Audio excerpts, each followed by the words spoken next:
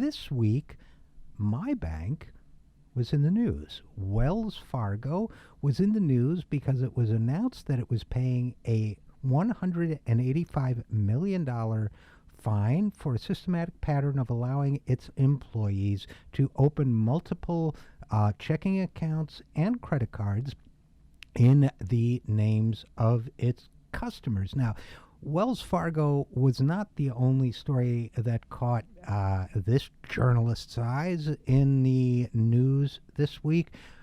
Prince Buster, the immortal figure in ska music history, passed away at the age of 78. Now, if you remember the group Madness from the 1980s, they were inspired by Prince Buster. In fact, their name comes from Prince Buster's song Madness is Gladness. And Prince Buster's, one of his other hits was Al Capone.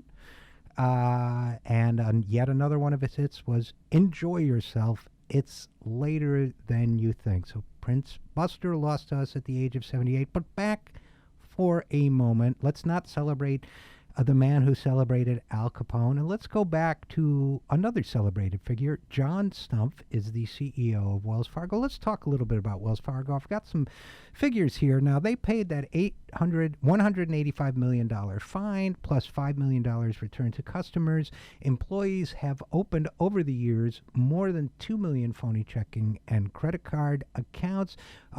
5,300 employees have been fired by Wells Fargo, give or take, over the years for this practice, this pattern. Now, in case we imagine for a moment that there is not a systematic pattern of fraud at America's banks or at banks in general, HSBC was fined the week before that, or rather was charged with foreign exchange trading violations. Now, they did one of those many deals banks do where they get off with a light slap on the wrist and promise not to break the law again, but it would appear that they did break the law again. So here's hoping that the Justice Department finally grows a spine and prosecutes HSBC and perhaps some of its individual bankers. And speaking of that, Wells Fargo, HSBC, in case you don't recall, one of the things it was sanctioned for was violating sanctions for trading with Mexican drug cartels, laundering money for them, and violating trading bans with Iran, among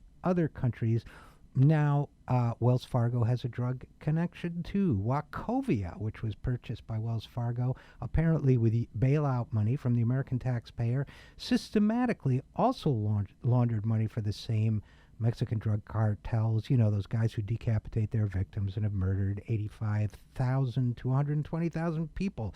Al Capone seems tame next to that. So there's a culture of criminality in our banking system, and it goes on and on and on. Now, criminals like to get patriotic. Al Capone said, this American system of ours, call it capitalism, gives each of us a great opportunity. Make the most of it. Don't get the idea that I'm one of those GD radicals, said Capone. Don't get the idea I'm knocking the American system. That's what the CEO of Wells Fargo, too, says. He says this is still the best country on the planet to do business. Well, you know what? It shouldn't be the best country on the planet to do that kind of business, not when your employees are in the process of systematically ripping off customers over the years and you do nothing about it even after it's being reported in the newspapers for at least 5 years. So enjoy it while you can, Wall Street CEOs. You'll get away with this for a while, but hopefully not forever. Perhaps, in the words of the late, great Prince Buster, maybe we ought to close with that. Enjoy yourselves. It's later than you think.